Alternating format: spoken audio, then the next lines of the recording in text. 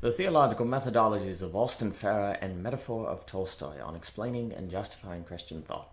How do we know about God, and how do we live out that knowledge? Reason and revelation are often placed in opposition of one another, but from Austin Farrer we can learn to appreciate how reason makes it possible for us to assent to a vague God that can make us will to experience the particular God of Jesus Christ disclosed in Revelation. Without reason, we could never make it to Revelation. This epistemology understood, we may also begin to find ways of grounding axiomatic positions in Christian theology, as well as unpacking the meaning of some of Christianity's key phrases. Section 1. For Tolstoy himself to jump from the pages of War and Peace to War and Peace, he needed to see the order that he began writing to realize, comprehended, and expressed through the finished product. The novel War and Peace was a kind of lens through which Tolstoy could look back on the pages he wrote and see if they went together, just as he hoped and worked to realize. Likewise, for a person to jump from non-belief to belief in God, one must see the world ordered in a manner that is grasped better through the believing lens than through the non-believing lens. For Tolstoy to make the described jump, he needed to see a real relation between what he wrote and the vague vision he started out to clarify through his writing. Likewise, the believer needs to see a connection between the cosmological idea and the order into which the finite world comes to fall. People cannot understand if it is better to believe or not to believe until they make the jump, for until then they have not seen through both lenses to determine which the order of the world is better grasped through. If college, society, or the like pressure people not to make such jumps, then people will never see a need to make that jump, and so they'll feel wise to stay in place, and who knows, perhaps they're better off. Alluding to Isaiah Berlin's critique of A.J. Ayers, the student who does not get up to see if it is raining outside like a teacher claimed finds plenty of evidence proving that his teacher's statement was meaningless. For one, the student does not see any rain. Second, the teacher's facial expression didn't look very genuine. Third, none of the other students said anything, and so on. For those interested, this is expanded on in Austin Farrer and the Problem of Verifiable Education. If someone is told that it is raining outside and is stopped from looking because he has no reason to look, just words, the one who stops the student is like the Christian theologian who stops a believer from using reason because the believer has no reason to trust reason. The theologian believes the reason to trust reason must come from revelation, but it is by engaging in reason that one comes to revelation. We are not born with revelation and come to reason, but the other way around. Reason is always meaningful even if incomplete, perhaps lacking revelation. Likewise, page 1 of War and Peace was meaningful long before War and Peace was finished. However, if I were Tolstoy and couldn't verify page 1 of War and Peace as page 1 of War and Peace as meaningful until I finished writing the novel, I could have stopped myself and thought I was wasting my time, thus depriving the world of a masterpiece. Similarly, if I reasoned I should start page 1 of Living the Christian Life, but at the same time believed my reasoning was useless until I had the whole Christian life, according to which I could fuse reasoning with revelation, I might never advance into and toward the Christian life. And who knows? Maybe it would have all turned out to be a mistake anyway. Had War and Peace never been finished, page 1 would have been verified as scribblings by Tolstoy. It was from the end that the meaning of page 1 could be properly interpreted, but if War and Peace was never finished, that proper interpretation would have proven impossible to experience. Perhaps living in something like the already and not yet of the Christian, Tolstoy could have forever seen page 1 in the right light, but War and Peace would have stayed forever vague. When he started, Tolstoy had enough light of the finished War and Peace to continue, and perhaps to allude to Dante, he had just enough light.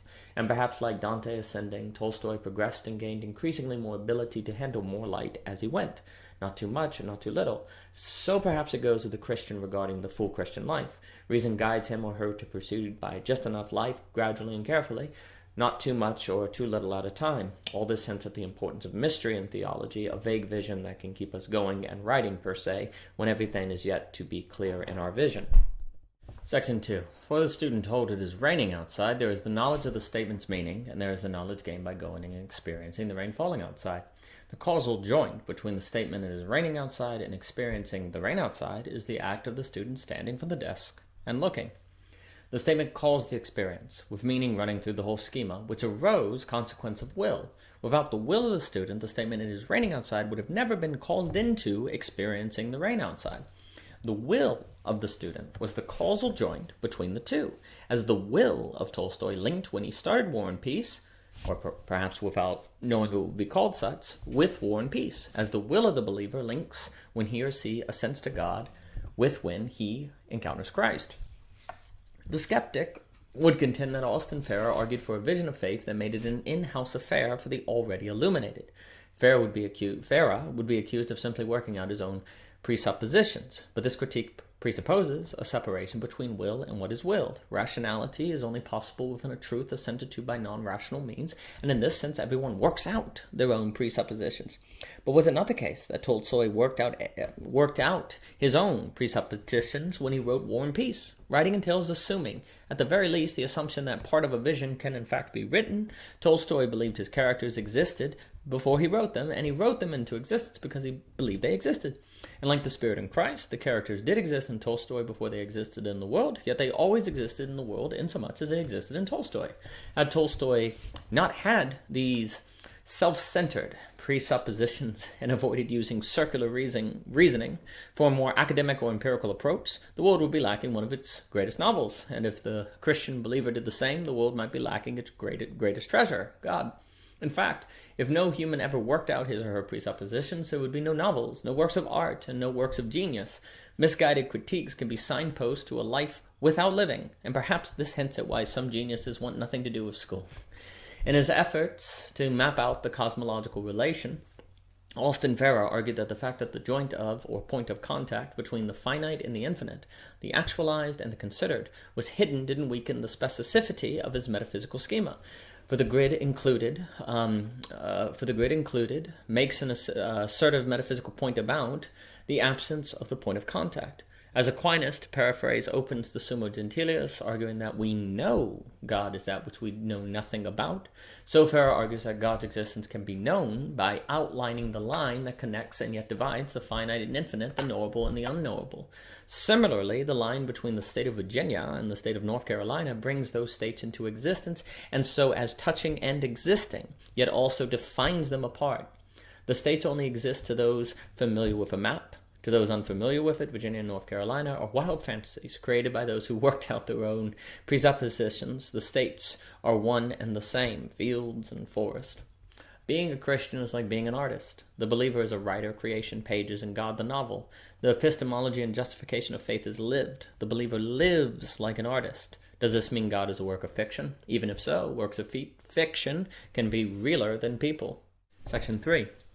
It is impossible to inescapably demonstrate God's existence, for God is beyond the scope or framework any evidence supposedly proving him would function within. Ultimately, one must go and see. All such phenomenon evidence would be effects of God, and though effects can point to a cause, they cannot prove a cause of a particular kind, only a cause in general. From the pages of War and Peace, a man on an island might be able to deduce the existence of paper, writing, fictional characters, authors, and so on, but the stranded person will be unable to prove the existence of Tolstoy in particular, or War and Peace in particular. The castaway may assent to them, but he will not be able to prove them. Yet this does not mean War and Peace and Tolstoy don't exist, only that the castaway cannot prove them in their particularity from the castaway's framework. And yet the very fact the castaway is pointed towards something suggests that there is something being pointed at. For the student told by a teacher that it is raining outside, there is the knowledge of the statement's meaning, and there is the knowledge gained by going and experiencing the rain falling outside. Likewise, there is the knowledge of God as being, perhaps, and the knowledge gained by going and experiencing Jesus Christ. Because God as being can be meaningful to people, it is possible for people to go and experience Jesus Christ, who is in the premise of God the whole time. If God was not graspable by reason, it would not be possible for me to meaningfully make sense of Jesus being God according to Revelation. In a sense, when I'm told it is raining outside, it is because I have the reason to understand the statement meaningfully that I can then will to go and experience the revelation of the rain itself. In other words, it is because of reason that someone stranded on a desert island can deduce the existence of writing and possible writer, and it is thanks to this reason that the person might be willing to discover War and Peace along with Tolstoy. Similarly, it is thanks to reason we can determine God might exist, and thus will to encounter and enter into the revelation of the Bible. Although it can be hard for Christians to realize it after years of habit formation, we come to know God vaguely at first, as closer to the God of pure being, and then come to understand Jesus as God, as a particular person. If we are told Jesus is God before we understand the concept of God, the phrase likely means nothing to us. It is because we start in, or at least simultaneously grasp, an ontological reason-based God that the idea of Jesus being God can mean anything to us at all. as unveiled by revelation. And from that point, our understanding of God undergoes refinement, like a sculptor chiseling out a statue. This point can be supported by the fact that usually when Christians think God, they naturally think of something like an abstract pure being and then think about Jesus Christ. While if you say Jesus to a Christian, they may first think God, then. We all start in a God of the philosophers and then move to a God of revelation. And it is human will itself that can be the causal joint between a vague vision of God and the person of God, Jesus Christ. The vague vision plays a necessary role, though it's easy after going through it to think it was never needed in the first place. Similarly, after Tolstoy finished War and Peace, it was like his vision was never vague or never had to be vague at any point. A general all of the infinite seems like it was never necessary, only the infinite particular manifestation into the finite, but a vague all had a necessary role to play for us to reach an all of Jesus. Even if we happen to be born in a Christian household, without reason, we can never make it to revelation. And do note that this means reason was utterly necessary before the Bible. If I am born directly looking at a Bible, tied down like in Plato's cave, without reason, I won't be able to read it. Reason comes before revelation and makes possible for me to will and receive revelation meaningfully. If hence my knowledge of God activates my will to experience Jesus Christ, then I and my will become the causal joint connecting God as vague ontology or vague vision with Jesus as finished vision. The same logic applies to the articulation of Christian life. In a sense, God is the idea of war and peace, while Jesus, and technically the Trinity, is war and peace. Because of God as being, it is possible for me to have a will that can connect God/being with Jesus Christ, but is not forced. I am the metaphysical synthesis between God as being and God as Jesus. There is no link unless I will one. Similarly, there is no link between the idea of war and peace and the novel War and Peace unless Tolstoy wills one and finishes the job. Section 4. As made possible by reason and revelation, it is my will that can allow the infinite to permeate my finite reality in a way I can handle by just enough light and turn terms of finitude that I can understand, and into terms of finitude I can understand. War and Peace, in a sense, was both finite and infinite, for there was infinite directions Tolstoy could take the story, and yet it was the finite expression of War and Peace that made those infinite options possible. With each choice, Tolstoy opened up different sets of infinities, all of which took place on the ground of the first infinity, which opened up when Tolstoy had the idea for the novel. Considering this, the finite and the infinite are always related, as are potentiality and actuality. Nothingness lacks any relation to infinity. Infinity only exists where there is finitude, and grasping this point is critical. Infinity only exists where it can be limited by experience, reason, and so on. Considering this, infinity only exists in relation to the very finitude which seems to disprove the existence of infinity, and since the infinite can only be experienced, realized, and as finite, there will always be reason to think the infinite doesn't exist. And yet infinity can still be meaningful to us, like rain a boy has never observed, and it is precisely because of hearing about infinity that we can go and see what it's all about. Unfortunately, whatever we see will always be finite, suggesting the infinite isn't there even when we look at it. Similarly, when we hear about God and go to see Jesus, we see only a man. When we think about revelation, we experience it as reasoning. There is a relation between the finite and the infinite because they always exist together. As there is always a relationship between potentiality and the realized. In a sense, there is not a relation so much as they are identical, part of the same thing, but unveiled differently. Finitude is a degree of infinity. If there is potentiality, there will be infinity, for there will be that which isn't realized, and thus not infinitude, not infinitude. If potentiality ran out, space-time would freeze and we would surely die. The infinite must exist where there is life. Likewise, for the Christian, so must God. In a very real sense, infinity is potentiality, while finitude is the realized. Infinity is always possible. Infinity is never a realization. When we are talking about the infinite, we are talking about that which is always possible. But isn't the always possible nothing at all? It could be, relative to humans, but relative to God, the infinite is more like a landscape covered by mist. The land we see is the finite, while the land under the mist is the infinite. Does the veiled land not exist? Only God is realized infinity in himself. Everything that isn't infinite is finite, and only God is infinite. The rest of us are finite, and so God is God alone. Can infinity enter into finitude? Of course, seeing as finite is part of infinity. It already is and has been. Thus, it was possible for God to manifest into the particularity of Jesus Christ, because the infinite and finite don't cancel one another out, even though they may seem to do so, because our phenomenological experience of the infinite is always translated into the finite, veiling the infinite. In fact, if God was to exist meaningfully beyond an abstraction to us, God had to enter into finitude, particularly in the same way that if the phrase "it's raining outside" is to be fully meaningful, the student must get up and go see the rain, and also be given a will to make that act possible. Since God is good and must do what is good, since it is good for us to know God as fully as possible, according to what is humanly possible, it was necessary for God to manifest into history as Jesus Christ and to give us a will by which we could causally join the idea of God to the person of Christ. Thus, if God is good, God is incarnational. It is the finite which is infinite, as it is the particular which is universal. Everything universal is a particularity, as everything finite is an expression of infinity. A universal characteristic is particularity, as an infinite characteristic is finitude. When I walk a landscape, there are sections I've explored and realized, and the parts beyond the horizon. What I've realized is finite, and what is beyond me is infinite. But both are part of the same landscape and only possible because of the landscape. We mark the line between the explored and unexplored parts of the landscape, as we mark the line between the finite, and the function as the causal joint between the two, the finite and the infinite. We draw the border between Virginia and North Carolina per se. When to someone else exploring the land, there's no visible border at all. And when it comes to the infinite, only God can explore all of it. Perhaps confusion on this subject is due to the double use of the word infinity, for the word infinity is used both to refer to the ground that makes finitude possible and the unexplored horizon finitude is yet to realize. Similarly, in Christianity, there seems to be a conflation of infinity as potential and something like Platonic infinity, generating confusion. Perhaps we need a third term, like infinity with the I in parentheses, to help clarify, and say there is the finite, which we realize, the infinite we are yet to realize, and the parentheses infinite that makes up the whole schema, a mixture of the Platonic and the real.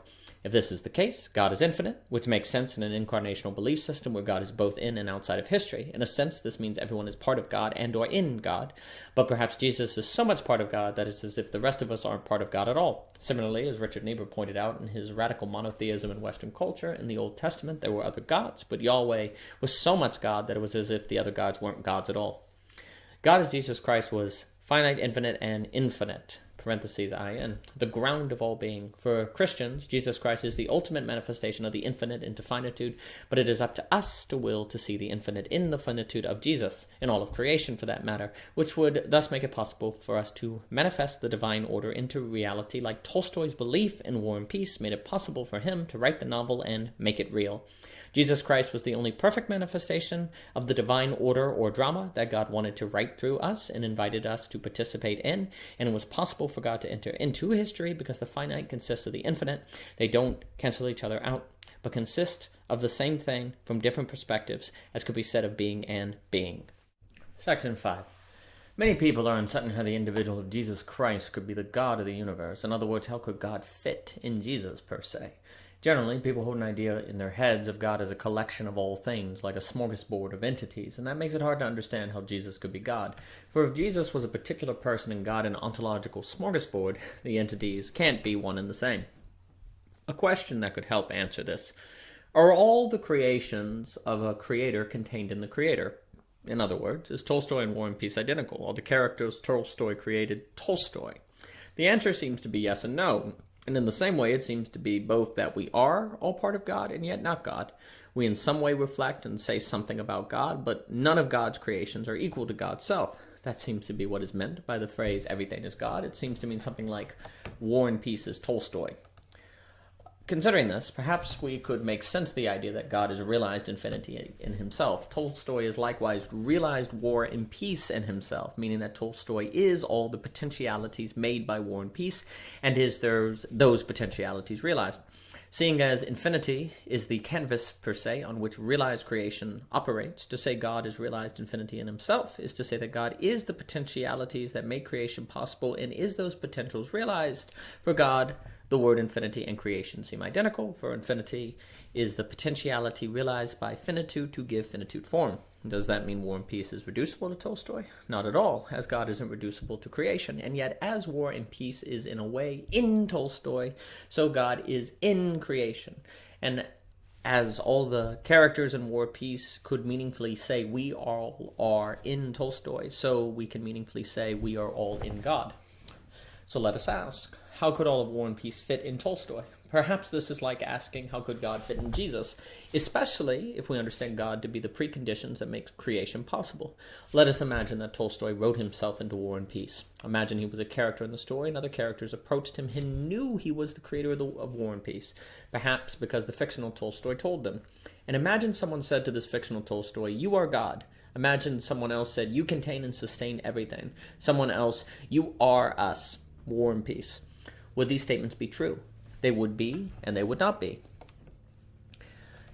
Insomuch as these phrases are meaningful when said about Tolstoy the writer, so these phrases would be meaningful when said about Tolstoy the character, to the degree the character is like Tolstoy the writer. If the character is fully the character of Tolstoy, and fully the writer Tolstoy, then indeed the phrases would be meaningful when said about the fictional character, even if in some way through a glass darkly. The character Tolstoy would not be ontologically equivalent to the writer Tolstoy, and yet in a very real way it could be said the character is fully Tolstoy, especially if Tolstoy, is the writer, used his full powers to create a character just like himself. No, the character Tolstoy would not be ontologically equivalent to the writer, and yet the character could fully capture the person of Tolstoy the writer.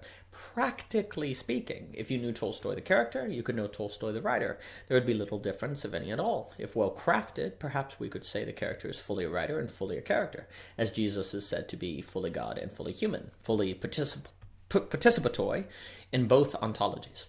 Do note that the only way the characters in War and Peace could know Tolstoy the writer would be through Tolstoy the character, and if Tolstoy wanted to let his characters experience him, it would be critical for Tolstoy to craft his fictional character perfectly, his fictional version.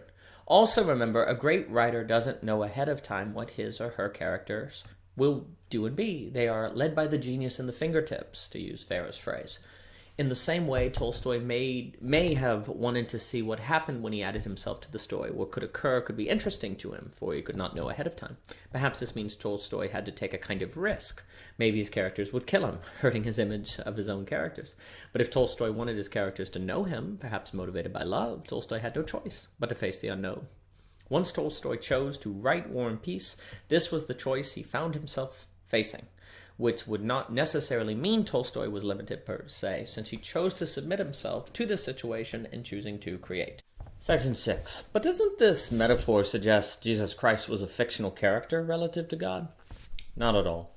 First, it is true that fictional characters... First, is it true that fictional characters aren't real? In one sense, yes, and in another, not at all, especially if the fictional character is based on a real person. Perhaps it can be said fictional characters aren't real, but they certainly exist.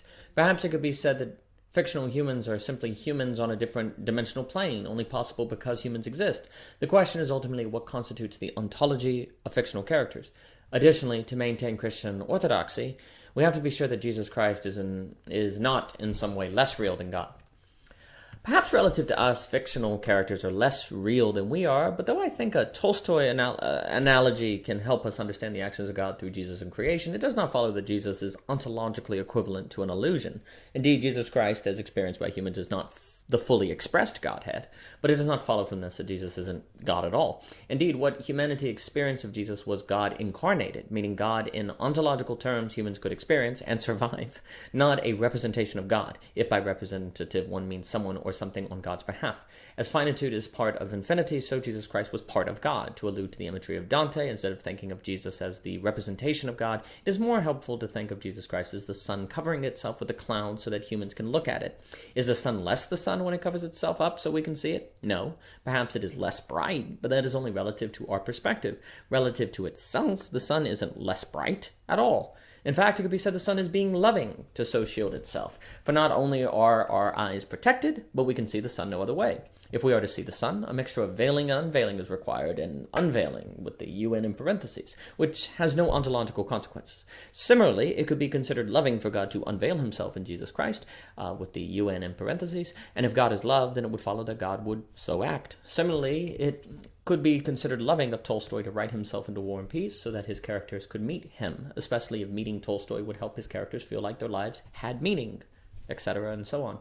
As in the above example, Tolstoy wrote himself into War and Peace so the characters could know him and experience him in the terms they could comprehend, so God translated and unveiled himself into creation in terms that humans could experience. Otherwise, humans could have never known God beyond an abstraction, which if God could help, would have been unloving of God not to help.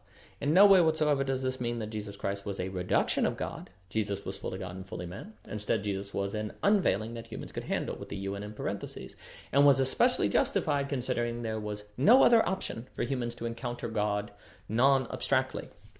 It was also possible because finitude and infinity do not negate each other.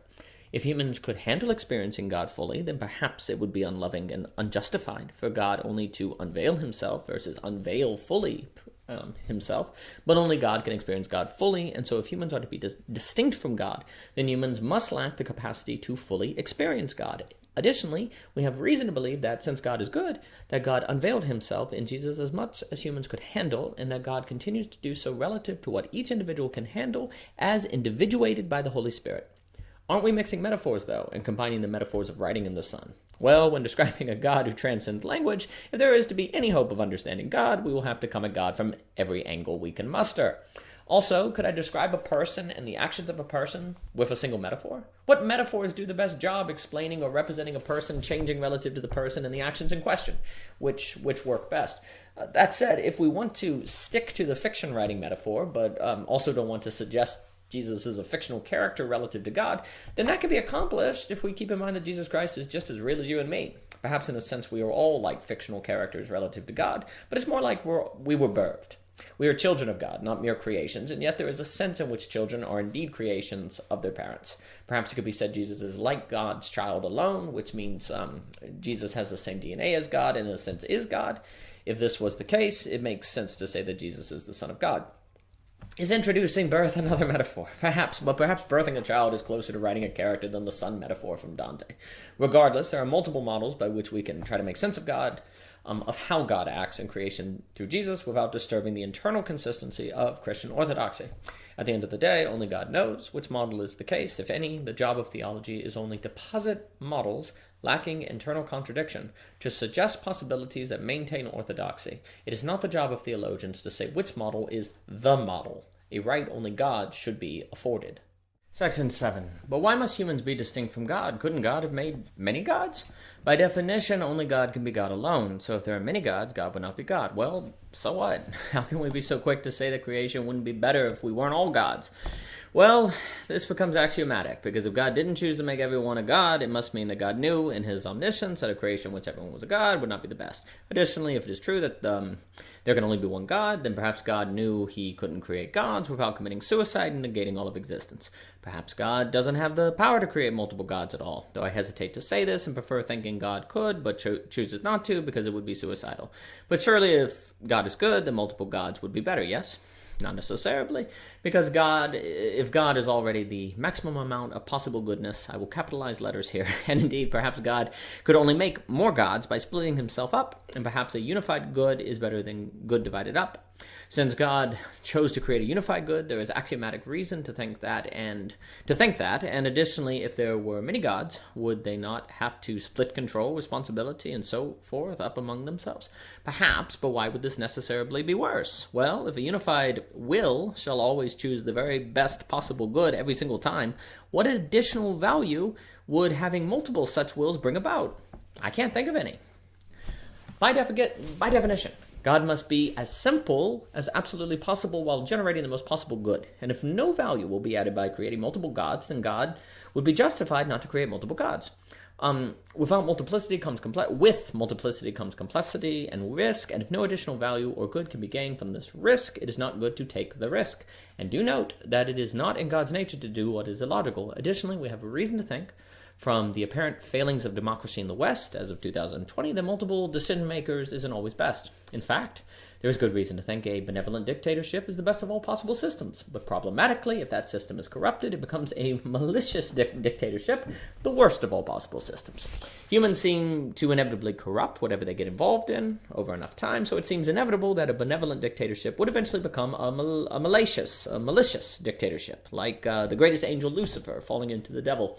Meaning it's not the best system on earth, but instead perhaps the best system on earth is a system that contains power. However, in God, a benevolent dictatorship will never be corrupted, and so God in his goodness would pick the system, the best of all possible systems, with a unified will to run it, thereby eliminating the risk of corruption. We have axiomatic reason to think it is the best there is only one God, and thus that it is best that God did not make us gods. Consequently, God must relate to us through unveiling versus unveiling, partial unveiling, unveiling in parentheses versus unveiling, no parentheses. At the same time, since God is good, we have axiomatic reason to think God made us as much like God as possible without causing all the problems stated above. Hence, the Christian tradition of calling humans images and likenesses of God is justified and expected. Section 8. But is War and Peace conscious? What I mean by this is God is being conscious. We know Tolstoy was conscious, but what about being? In a way, War and Peace is conscious, or at least bears the stamps of consciousness, and yet isn't conscious. It certainly seems alive, as does God as being, and yet isn't. The sense of consciousness and aliveness comes from the experience of reading War and Peace, in the way that God as being seems conscious and alive from the experience of creation. But though War and Peace is about conscious characters and was a product of consciousness, it is not conscious in of itself. Similarly, though creation entails conscious humans and was a result of a conscious God, creation is not conscious itself. Thus, when we say God is being, this does not mean that being has the same attributes as God. Rather, it is to say something like Tolstoy is War and Peace, or War and Peace is Tolstoy. These sentences are admittedly confusing, and yet there is truth to them. So it goes with saying God is being. If we were characters of War and Peace and said Tolstoy the writer is being, this would be true in one way and false in another. And if we said this about Tolstoy the fictional character, it would be true to the degree the fictional character participated in the writer. Tolstoy the writer is not ontologically equal to us as characters of War and Peace, and yet Tolstoy's unique ontology is the source of our own. Thus, it would seem valid to say Tolstoy is a being while we are beings, for it is out of the being of Tolstoy that the beings of ourselves emerged and were made possible if we were characters in his book. As characters in War and Peace, we would be fictions relative to Tolstoy the writer, and yet relative to ourselves, we would be as real as anything else that existed. If we sat down and wrote a story in Tolstoy's world, the characters we wrote would have different ontologies from ourselves, and an especially different ontology from Tolstoy, and so on ad infinitum. Therefore, when we say Tolstoy is being, it would be pivotal. We meant something by being different from when we said we have being. Assuming, though, we meant a capital B being when referring to Tolstoy, it would be correct to say Tolstoy is being. It might be confusing, but in Tolstoy being the source of War and Peace, the phrase would be valid. But if Tolstoy in his being generated the being of War and Peace, doesn't this imply a separation between Tolstoy and War and Peace? And therefore, how could Tolstoy be everything that is War and Peace? Tolstoy is the conditions that made War and Peace possible, and War and Peace is in his world. It's a book on a shelf, after all. The novel is in Tolstoy's world, per se, and the novel wouldn't be in Tolstoy's world if he didn't create it. The same goes with God and us. We are in God's world, but God's world is not in ours, or at least not beyond the degree God has written it into our world and so unveiled it. Being is in being, but being is not readily in being. This certainly implies a separation between being and being, but it's not a hard separation, and the separation is more real relative to us in creation than it is relative to God. Likewise, the separation between Tolstoy and his War and Peace is less real to him than it is to his characters, who might not even know he exists. The separation is more of a matter of perspective, and indeed, though the physical object of War and Peace is separate from Tolstoy, the story itself is from within Tolstoy, and especially if Tolstoy had perfect memory like God, it would still be alive within him, especially if Tolstoy was in all moments of time at the same time, especially if Tolstoy was in every moment of the creative process simultaneously. The fact the story is in the physical War and Peace does not mean it is not in Tolstoy also. It's not. It's now in multiple places, and yet basically the same entity. So it goes with being and being. Being is separate from being, but still contained in being simultaneously. It is being that is more at a loss than capital B being. Another way to put this is that War and Peace is from within the conditions of Tolstoy and that made War and Peace possible. Similarly, creation is from within the conditions of God that made existence possible. To think of War and Peace as being, lowercase, and Tolstoy as being, capital B, might be strange, but there is a real sense in which the characters of War and Peace walk around in and on the being Tolstoy created and gave to them. He made the ground on which they walk, the feelings that fill their hearts. Tolstoy gave them their totality, and only the word being seems to capture that totality. Similarly, Tolstoy generated War and Peace out of the totality of himself. Any artist worth their salt will tell you that the process comes out of every part of them, not just their minds and not just their hearts. Thus, it seems accurate to say that the being of War and Peace came from the being of Tolstoy. Totality generated totality. Section 9.